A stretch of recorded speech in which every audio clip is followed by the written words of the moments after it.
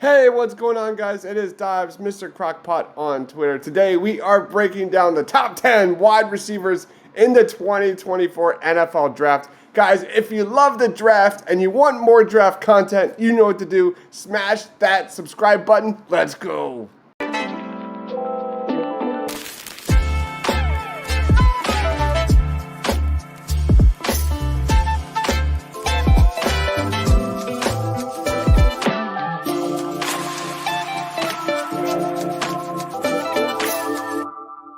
Marvin Harrison Jr. makes wide receiver play look like an art form. Harrison is an exceptional mover for 6'4" and 205 pounds. While he can play a little high at times, Harrison plays with rare foot speed and agility for a player his size. He can throttle route speeds with ease and snaps off all of his routes at an instant. He's a smart, controlled route runner with the perfect athletic tools to maximize those traits. Harrison has real deal speed as well. He's at his best on vertical routes. Harrison flies off the line of scrimmage and threatens DBs right away, often using his hands and movement skills to effortlessly stack them down the sideline. Go balls, comebacks, deep stop routes, and digs are some of Harrison's best routes because they let him use his speed as a threat. Above all, Harrison has truly exceptional ball skills. It's as if time slows down for Harrison when the ball is on its way. Harrison has a way of seeing the ball in cleanly every time and extending his long arms to pluck it from the air as soon as he can. He generally has the strength to hang on to passes through contact as well. Harrison also has special spatial awareness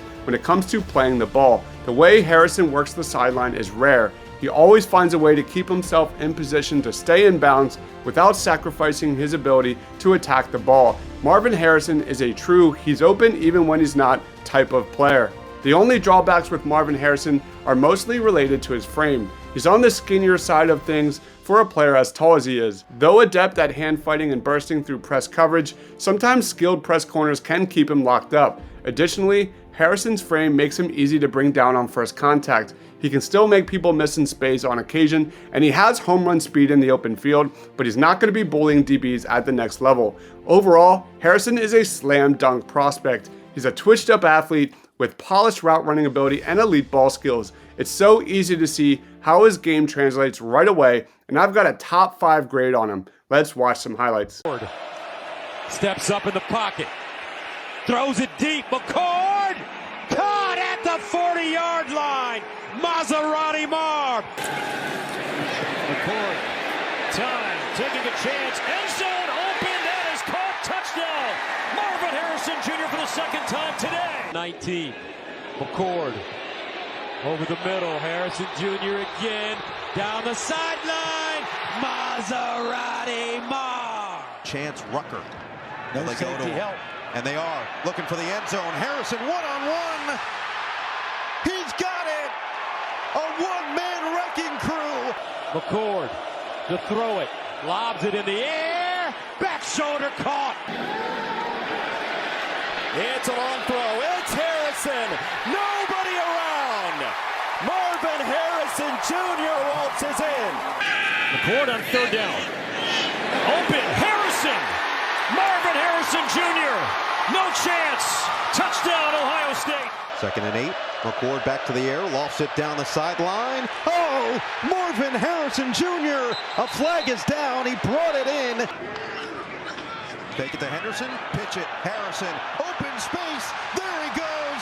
Marvin Harrison Jr. Touchdown, Ohio State. Cord will let it fly over the middle. Caught. Harrison. Touchdown.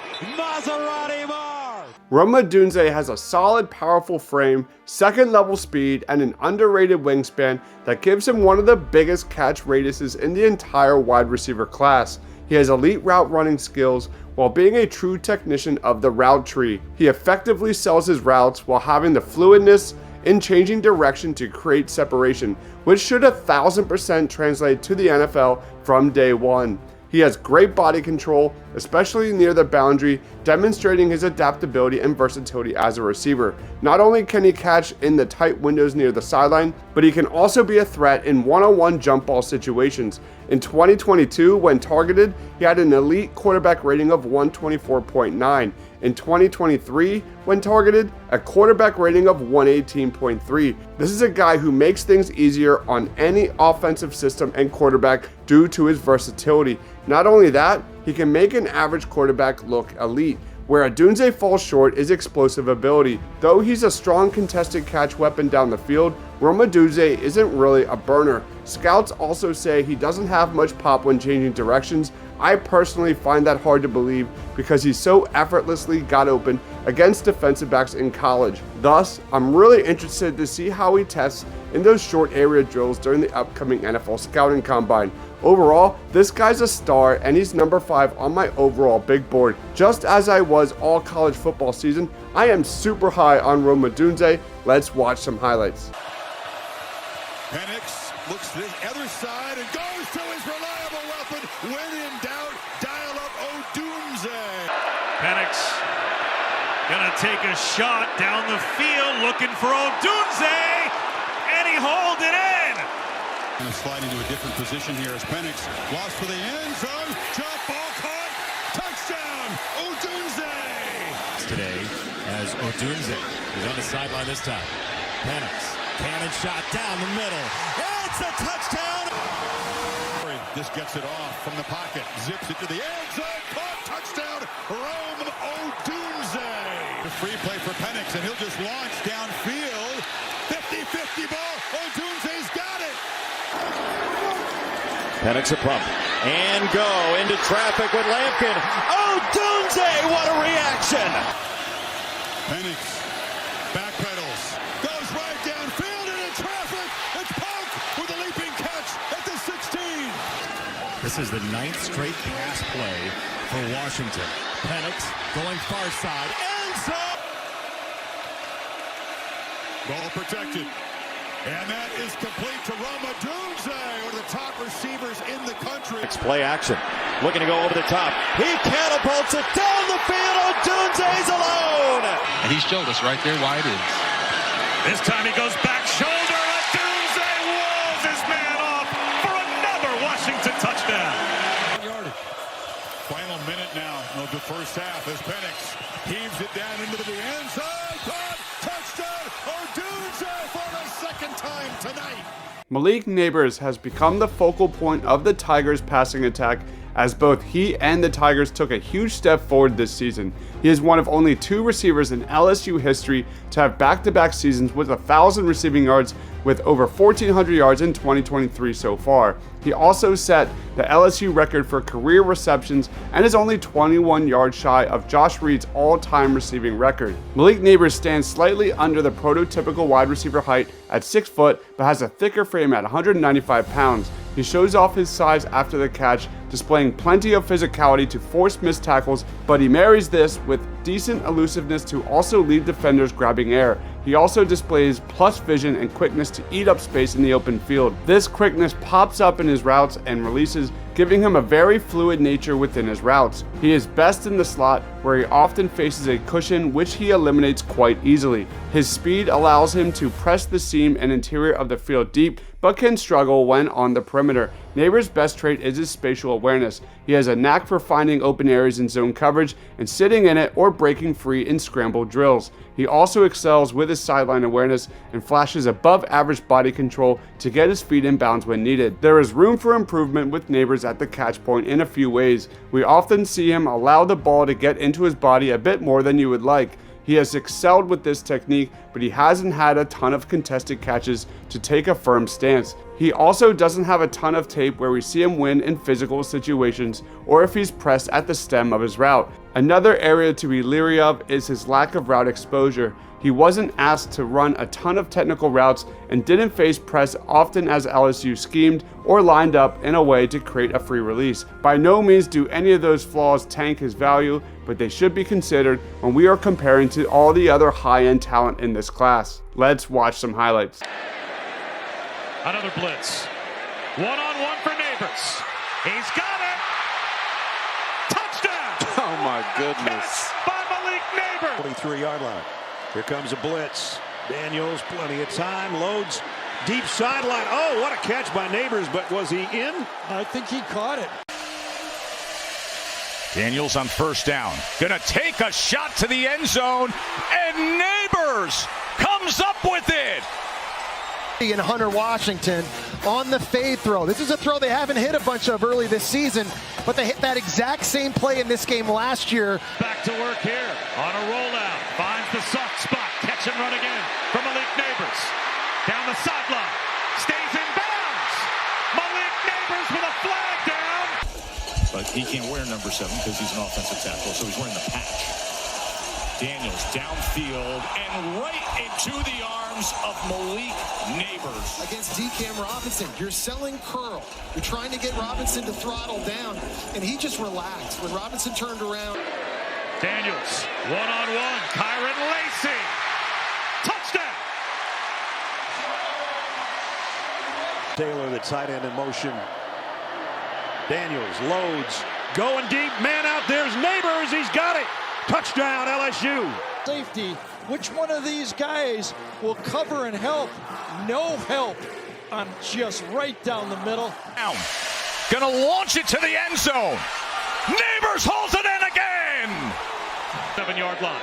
Daniels on a rollout. Front right pylon. Touchdown, Malik Neighbors. Wide open. Brian Thomas Jr. has been getting overshadowed by his running mate Malik Neighbors, but this should not be the case. Brian Thomas is having a breakout season himself, topping over 1,000 yards and finding the end zone in NCAA leading 15 times through the air.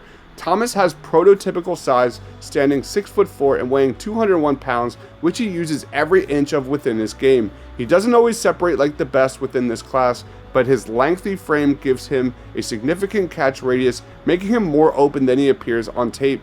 Paired that with his ability to box out defenders, this allows him to win contested catches more often than not. He marries this with the ability to catch the ball away from his body while attacking the ball at the high point. Negative-wise, Brian Thomas Jr. has displayed some drop issues, but a majority of the time he has reliable and strong hands. He also displays good hand-eye coordination, which helps him make circus-like catches on occasion. With plus body control, he can also work the sideline and end line with the best of them. Another positive trait is how he works back to the ball, making it hard for a defensive back to undercut the routes. When it comes to his route tree, it is limited, but he does show good fluidity and bend in his limited exposure. Brian Thomas will need to improve his twitch and physicality within his breaks to create more separation to take that next step as a route runner. He has a strong release predicated on his quickness that gives him a huge advantage within these routes and allows him to stack defensive backs easily. I think Brian Thomas Jr. is one of the more underrated wide receiver prospects in this year's draft. Let's watch some highlights. 2 seconds on the play clock. Nussmeier looking for Thomas. He's got him. Touchdown, LSU. Good. Delicious. Jaylen Daniels looking for the end zone. Touchdown. Waiting on him. Haven't seen Neighbors yet here in the second half. Nussmeier throwing, looking for BTJ. He's got him. Touchdown, LSU.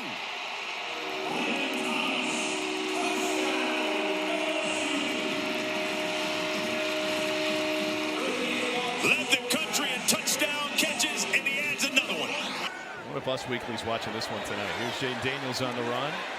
And going down the sideline. Caught by Brian Thomas Jr. And he will take it to the house. Daniels stands tall, going deep. End zone. Touchdown. Brian Thomas Jr. It's a 4-man rush. Throws downfield. Looking for Thomas again. He's got it. And LSU struck. Here comes a blitz. Daniels has a one-on-one in the back of the end zone. I'll shut up so you can get the audio because that's part of it. They are full voice here. There's a long throw, and the catch is made by Brian Thomas, who escapes. And LSU is going to break. Physicality and ball skills are the name of the game for Keon Coleman. At 6'4" and 215 pounds, he always has his way with defensive backs. He excels at fighting through press at the line of scrimmage, as well as using his length and strength to buy space at the top of his route breaks. Coleman also leverages that strength when it comes to playing the ball in the air. His ball skills are special, as he does an excellent job jostling for position with defensive backs before going up for the ball. When it's time to get vertical, Coleman knows exactly how to track and pluck the ball at its highest point. He also has the strength to finish and come down with the ball almost every time. He is a real weapon in the red zone and other gotta-have-it situations. As a route runner, Keon Coleman clears the bar. His speed is nothing special, but is enough to consistently threaten a vertical route tree given his ball skills. Coleman also shows moments of good flexibility and explosion for a player of his size. There are moments where he can take too many steps to gather himself, such as on curls or comebacks, but it's not a detrimental issue given his other skills. Coleman also rocks with the ball in his hands. His raw blend of size and speed is threatening enough. Never mind that Coleman also has little more wiggle to him than most 210+ pound receivers. For teams looking for a top target outside the numbers, Keon Coleman fits the bill. Coleman's physicality and ball skills gives him a high floor, and he has just enough pop down the field and with the ball in his hands to be a real difference maker at the next level. Keon Coleman should be a round 1 selection, and anyone who drafts this guy is getting a big-time playmaker. Let's watch some highlights. Florida State across the 50. Again, a 5-man rush. Seam shot. Coleman. One-handed grab. Keon Coleman. Jordan Travis throwing into single coverage, and the catch made. They keep firing those jump balls, and that time Keon Coleman brought it down for the touchdown. Travis has been dialed in on 3rd down tonight. There's a slant on 1st down. Catch made by Coleman. Ding on Coleman, his first touchdown as a Seminole. Travis from the pocket, long looping throw, and the man again. Keon Coleman has a hat trick. The fans think they should be at. Travis wants to take a shot for Coleman. In stride. House call. Touchdown. Looping throw for the end zone. Battle. Coleman. Touchdown. Went up and got the football over Major Burns, and that's where they're excited to have him arrive from East Lansing. Travis, end zone, wide open, touchdown. Travis against the 3-man rush should have time and launches over the middle. Coleman goes up and makes a catch. One of the biggest risers this season has been Xavier Legette after battling multiple injury-riddled seasons where he was unable to establish himself as a consistent producer. This year was only his 2nd season with double-digit receptions and his first 1,000-yard season. Even though we saw these incredible marks, there will always be a question of whether this was a breakout year or a one-year splash in the pan. It is hard to ignore the physical gifts Xavier Legette was blessed with, standing at an imposing 6'3" and weighing in at a stout 223 pounds. He uses every inch of his frame throughout his entire game. This shows up with the ball in his hands or away from it in the run game, where he is an above-average blocker. He offers tremendous speed for his frame, which shows up once he has the ball in his hands and gets into open space. This allows him to excel in crossing and drag routes, where he can run away from defenders and create huge chunk plays after the catch. At the catch point, Legette is at his best, offering a huge catch radius and displaying the ability to dig the ball off the turf or get it over his head with ease. More times than not, he does this while in stride, allowing him to eat up yards after the catch even on poorly placed throws. When he struggles in this area, it tends to be when he is asked to catch the ball on his back hip and spin upfield with any fluidity. On the other hand, if it's a 50-50 ball, Legette makes it more of a 70-30 situation as he has a natural ability to high point the football. Pair this with his strong hands and length, which allows him to corral the ball away from his body and keep it away from defenders. Even though he is a fluid mover for his size, he does show some clunkiness at times, which does negatively affect him. The most prevalent area we see this is in his routes or after the catch when he's asked to adjust his speed or move laterally. This lack of sudden movement makes it hard for him to win in any detailed routes. This is likely part of the reason that he has a limited route tree exposure thus far in his career. Some strengths, speed, physicality, and an amazing catch radius. When it comes to weaknesses, fluidity in his routes, a limited route tree, and lack of lateral movement. Let's watch some highlights. Here they come up the middle. Rattler stands tall and he completes for a first down. Oh my goodness, the Jets are on for Xavier Legette. Turned a first down into a touchdown. Rattler downfield, caught, still perfect, and Legette will win another foot race. 75-yard strike. Minute 40 left in the quarter. Rattler looking, going downfield. Legette got it. Legette loose. Legette Touchdown! Very high hit. Rattler, single coverage for Legette. Fake to McDowell off the back foot, throws it up one-on-one. Legette! Got it! Simon motioned. Rattler goes to the end zone, wide open. It's Xavier Legette. Rattler wanted to change it. Here comes pressure, and he fires end zone for the score. 3rd and 8. Furman brings pressure, hit as he throws. Jump ball! What a catch! Games including the national championship last year for Georgia in their secondary. Rattler, plenty of time, and what a throw to Play action. Rattler tripped a little bit in the backfield, and now he's going to air it out. deep ball. Got it all the way down to the 20. South Carolina, 15 yards rushing.